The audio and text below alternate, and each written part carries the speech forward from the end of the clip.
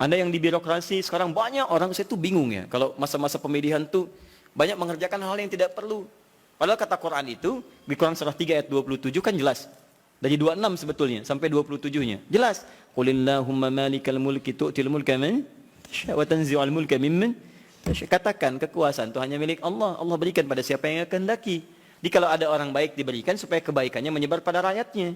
Kalau ada orang jelek kemudian dia bisa naik, untuk ditunjukkan ada yang salah di tempat itu harus diperbaiki. Supaya dia bisa diganti dengan yang lebih baik.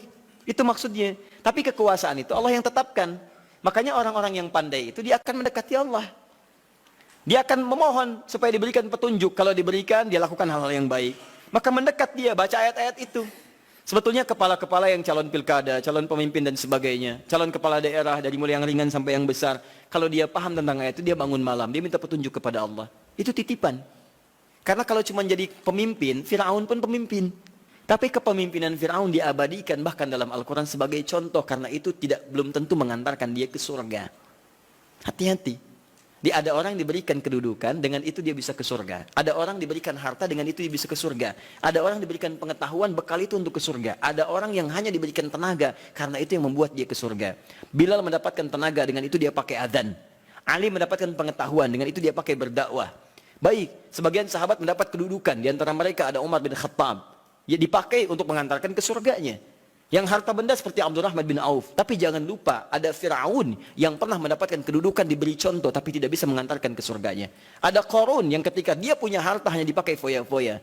Jadi kalau orang sekarang hanya ingin ikutan foya-foya, dia ketinggalan, telat dia. Keduluan Qarun.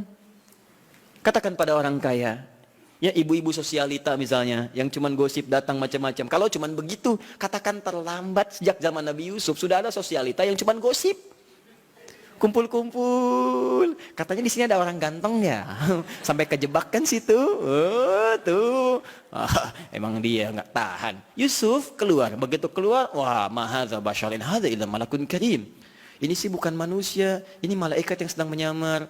Ganteng-ganteng Nabi. Oh, orang sekarang ganteng-ganteng serigala. Digosipin lagi. Tuh, udah ada kasusnya banyak. Jadi untuk apa kalau cuma kumpul-kumpul nggak ada kerjaan, harta dibanggakan, cari ayatnya. Begitu Anda dihadapkan pada suasana itu, baca, malamnya bangun, sujudnya lamakan, sholatnya pilih yang sesuai.